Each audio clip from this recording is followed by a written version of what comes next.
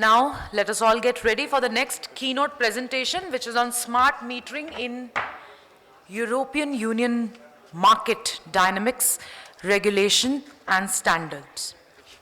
And it will be presented by Mr. Dinesh Chand Sharma, who is the Director, Standards and Public Policy, Seconded European Standardization Expert for India, SESEI. Ladies and gentlemen, Mr. Dinesh Sharma is associated with European Standardization Project, SESEI, as Director, Standards and Public Policy. In his role, Mr. Sharma acts as the focal point in India, representing European Standards Organization. Mr. Sharma holds a bachelor's degree in electronics, highest honors in business management from Stanford Institute, USA, and a Sun Solaris certification. Let's welcome Mr. Dinesh Chand Sharma. Hi, good afternoon, everybody. I can imagine it's a 2 days long conference and second day, and that too after lunch. So it's truly difficult to cope up with, but let's engage. Let me present, and then probably we can engage and talk about more around this important subject, not only for India, but also for European Union. In my presentation, next few slides, while I said that I will be sharing what's happening in European Union, but I thought when we are presenting it in India, it doesn't make sense only to present European Union perspective. So in my slides, I try to map what we are doing or what we have done in Europe and corresponding to those policies and standards where we stand when we see them from the eyes of Indian side of it. While I have been introduced,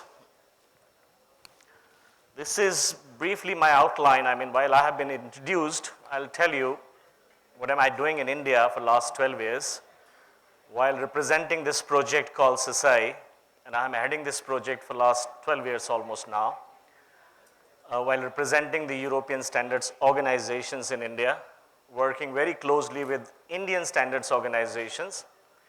And when you talk about smart grid or smart meter, the players is Bureau of Indian Standard as well as the TSDSI. So we work very closely, and the purpose of the project is to share the best practices from EU. Let's work together. Don't reinvent the wheel.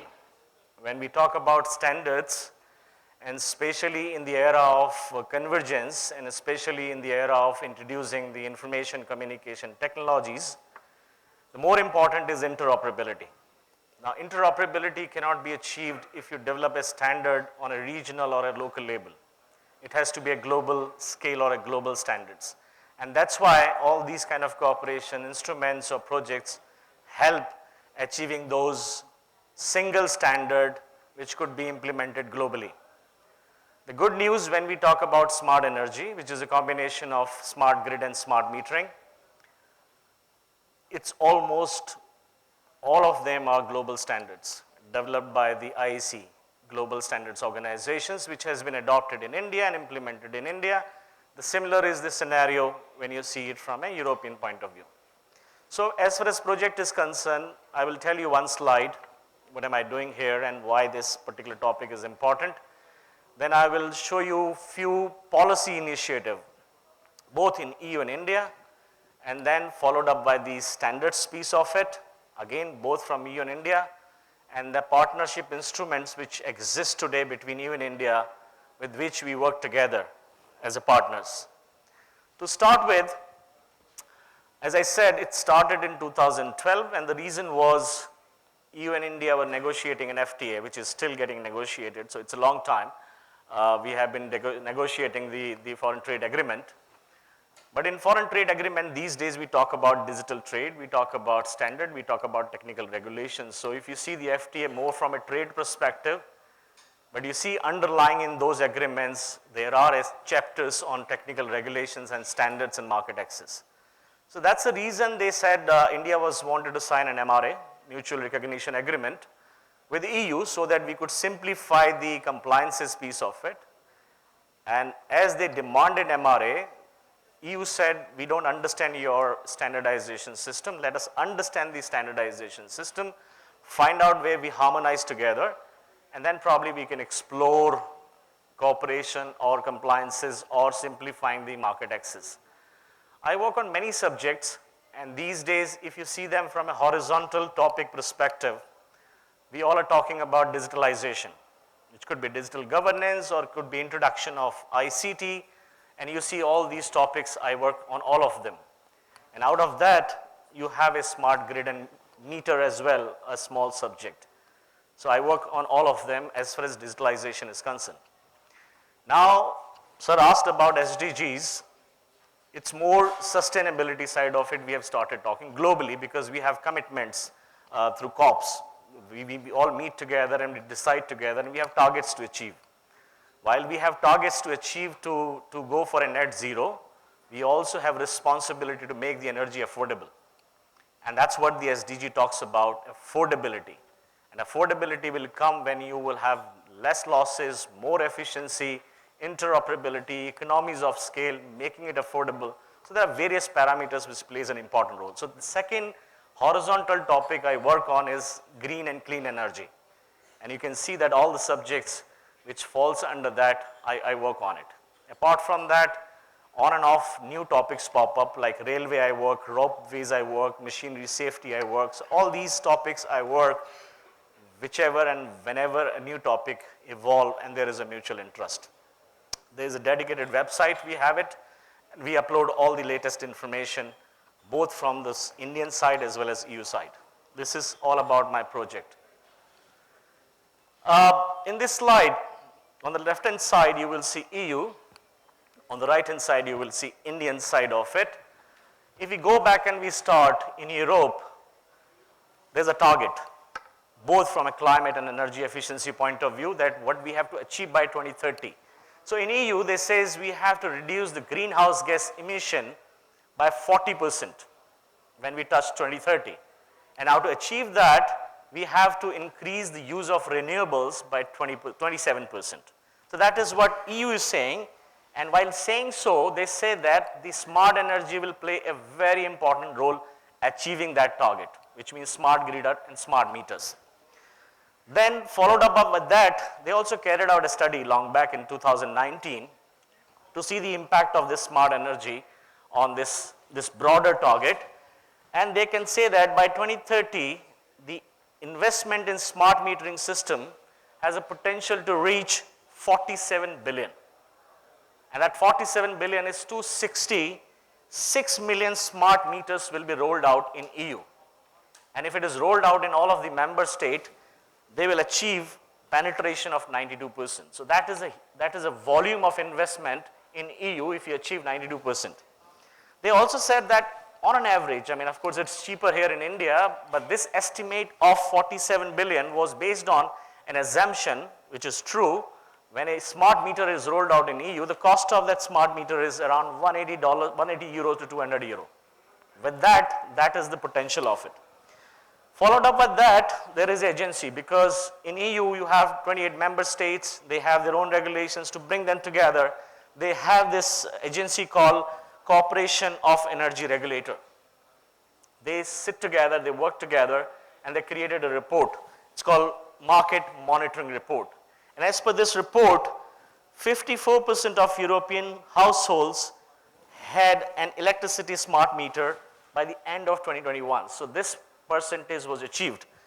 While in 13 EU countries, this penetration even has gone up to 82% by 2022, which means they have a very high penetration and they are achieving these targets in a very fast manner.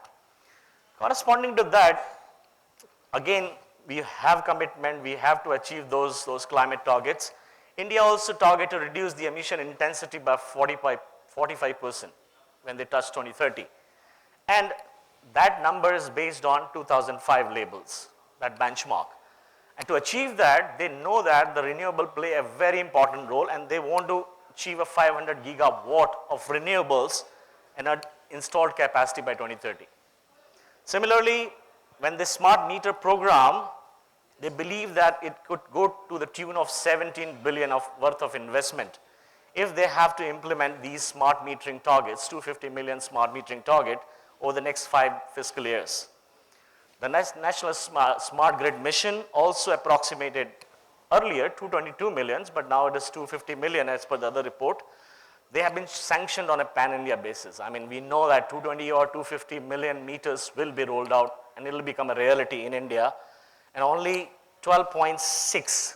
So you can see, out of 250, only 12.6 have been rolled out today. And that is this month only. So you can see that how big, huge the potential is when you would like to achieve those 250 million targets of smart meters. We go further. Europe also back in 2019 came out with the common rules for internal market for electricity.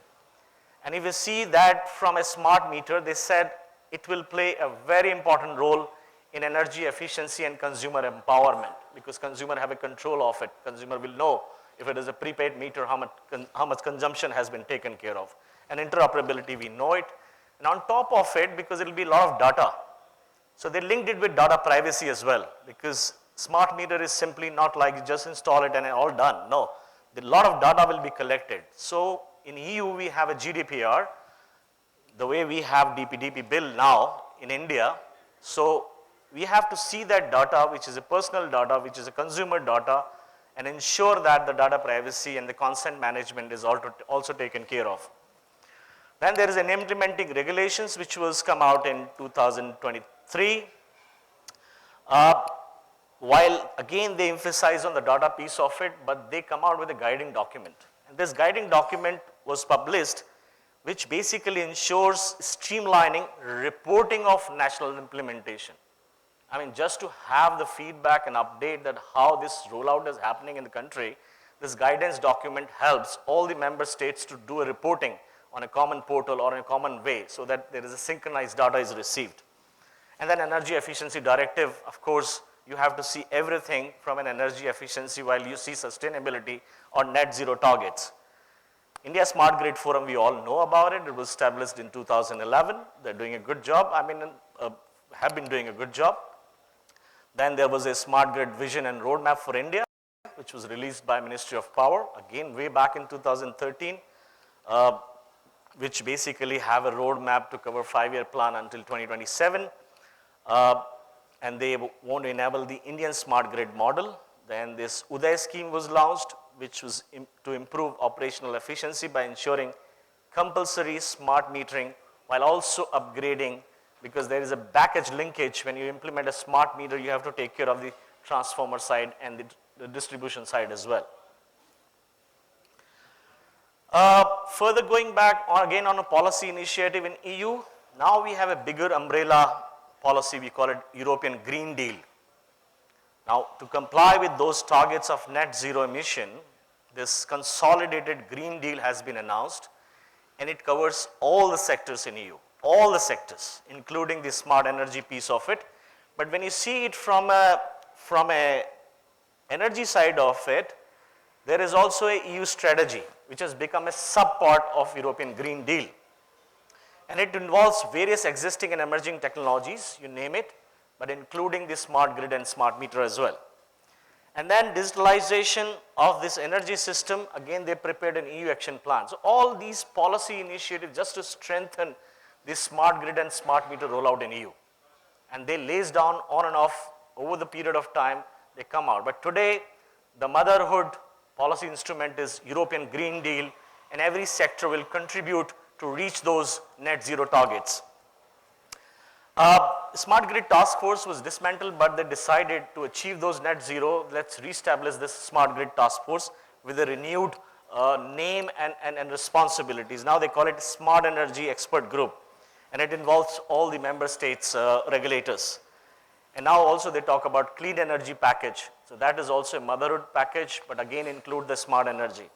In India, we have IPDS 2015, again to strengthen the sub-transmission distribution network metering, IT applications to target the AT&C losses, because you have to reduce the losses also when you implement a grid, smart grid or a smart metering solution.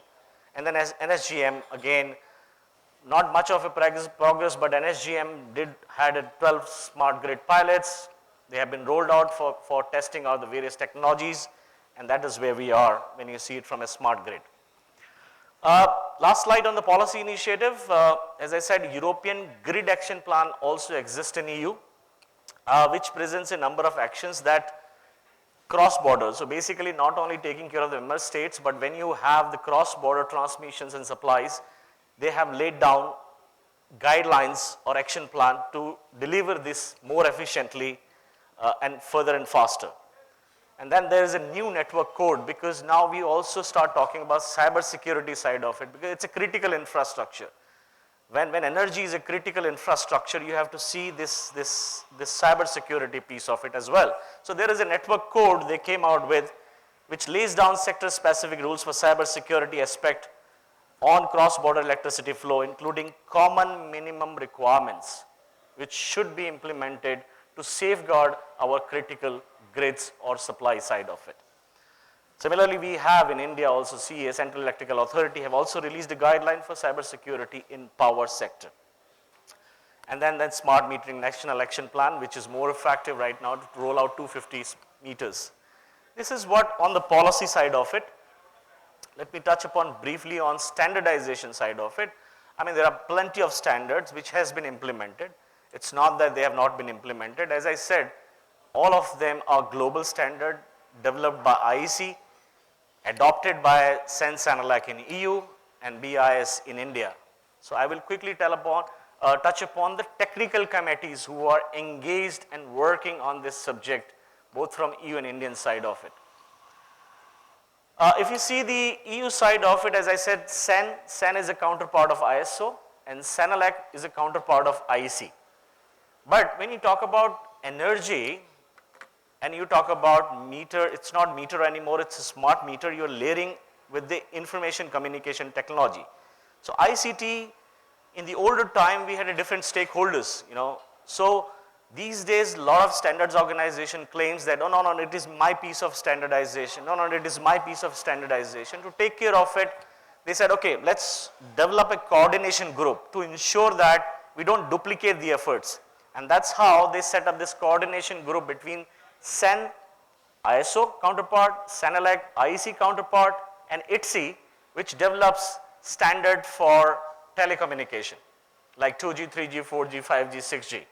So all three standards organization came together and established a coordination group to ensure the efforts are harmonized and there is one single standard. Of course, government asked them to develop standards, and these mandates are nothing but asking the standards organization to develop standard around smart energy. SANALAC has a smart energy working group which works on a system level standardization, and then they also take care of the power system management and associated information exchange. So this is in EU side. If you see in Indian side, we have a ETD, which is Electro-Technical Department, Technical Committee number 13, and they take care of the standardization for equipment for electrical energy management and load control, which means smart meter. So if you would like to see who is developing smart metering standard in India, it is ETD 13. And they have developed many standards, but two standards I have highlighted here, 15959 part 2 and part 3, which talks about data exchange for electricity meter, reading tariff and load control. It's a companion specification. And then you also have 16444, which is a AC static direct control connected watt hour smart meter class 1 and 2 specifications. These two specifications are important. That's why I've highlighted, but there are many more standards which has been adopted and implemented as well. Then grid integration, I mean, even that is a very important technical committee in India, ETD 46. They focus on standardization in the field of grid integration, comprising of on-grid, off-grid, hybrid, with or without storage, HT and EHT for all capacities. To continue with it, in EU we have another technology, because when you have a smart meter, you will have a device. It could be a smartphone or it could be another modem-based device. You will communicate that with a smart meter. So you would need a standardized specification. So in EU, there is a technical specification 102221, which basically standardized how this communication will take place between the handheld device and the smart meter.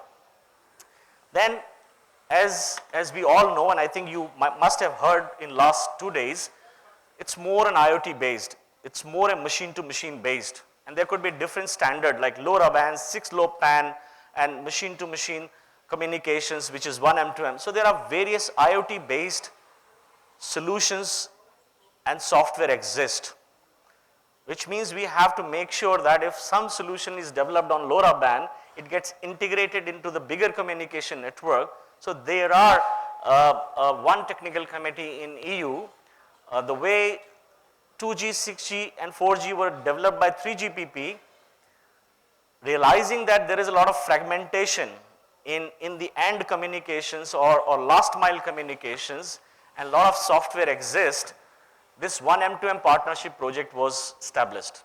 They says, okay, fine, if some proprietary solution exists, let them bring together, let them interwork with my stack. So they developed a 1 M2M based stack. It's a service layer stack.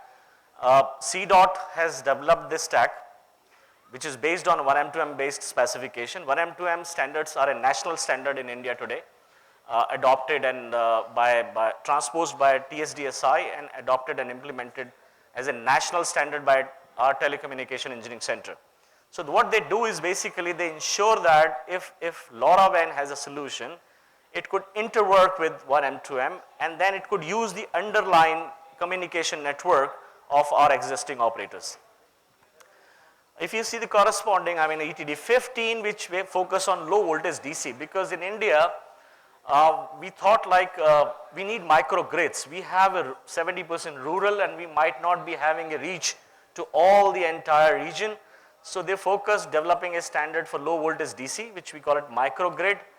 And good news is it is standardized even with the global organization. So we have a standard for microgrid as well in India, developed by this technical committee. And then power system control and associated communication. I've highlighted one particular standard, which is an adoption, identical adoption of IEC 62488-1, which focus on power line communication system for power utility application part 1. With that as a standard side of it, so policy standards. Now this slide talks about the partnership instruments which exist between EU and India to continue cooperation in all areas including smart energy.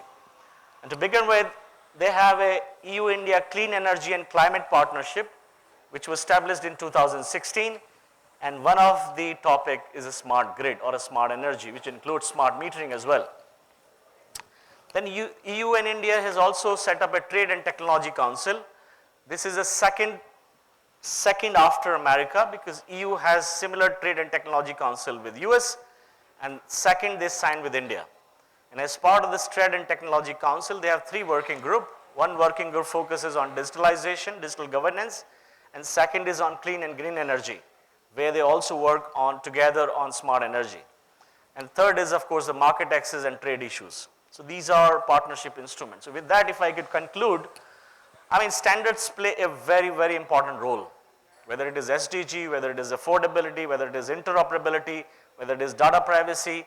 So standardized way of implementing solution helps achieving economies of scale. And if you achieve economies of scale, you can make those products and solution affordable in the market. And plus, once you have standardized implementation of product and solutions, the technology will evolve. It will keep on evolving. And when technology evolves, and if underlying these standards exist, the upgradation of those solutions and products is very easy to transit. Digital and sustainable transformation will be the key, and it will remain the key and important subject for many, many years to come up. Energy efficiency will also contribute a big way in achieving those targets. Last but not the least, India also have a high level platform on smart grids, and that is where they contribute, and even they launch some joint research project as well. I am also present. We have a TTC, so we have various instruments by which we will continue our cooperation. With that, I finish my presentation, and you can ask me any question if you have. Thank you. Like telecom, we have 3GPP standards, and everything is very much defined.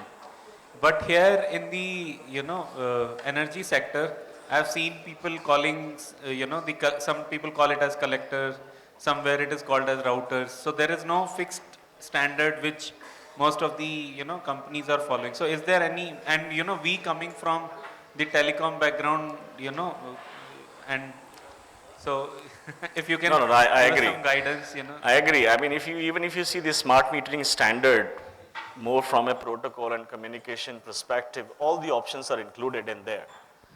And even the technology like DECT, NR, which is a fixed technology, there is also introduced. And IEEE also have standards. So as far as standard is concerned, we kept it open. Okay? So all these technology solutions could be rolled out. Now to take care of harmonizations on bringing them together, and that is exactly what I said about this 1M, 2M partnership project. So similar to 3GPP, this partnership project was established. And he says, I'm not going to the last mile. Let the last mile be rolled out. Jo roll out ho gaya hai, let it be done. But let it interwork with me. So they created a higher layer called service layer with which you can integrate your existing platform as well. They believe that you cannot completely wipe out the proprietary solutions. You cannot completely wipe out the different technologies which has been rolled out. But they says let it interwork. Even for IoT, for example, 3GPP also has a narrowband IoT. Even they could have rolled out based on narrowband IoT, but it didn't happen because narrowband IoT was late. Sigfox was there, LoRaWAN was there. They were already implementing this solution. So one solutions they have developed is 1M2M based technical specification, which is a national standard in India today. This national standard have been developed, a platform has been developed by CDOT. CDOT is signing up with the startup ecosystem to either migrate, transit, or develop a protocol stack by which your existing solutions can interwork and it could ride on your existing communication network. So that is the way they have thought about resolving this problem. But again, developing a specification is one thing, but getting it implemented is the bigger part of it. And that's where the focus is right now. India is doing it to bring those startups on board by signing some technology agreement between CDOT so that they can, existing solutions could be made compatible the day it is rolled out. So that is one way. Yeah, sure, please. Unless and until they allow me to speak, I can stand. Yeah. EMI is a terminology, EMI is a framework with which, yes, there are plenty of standards I can share with you if you want. Yes, EMI 2.0.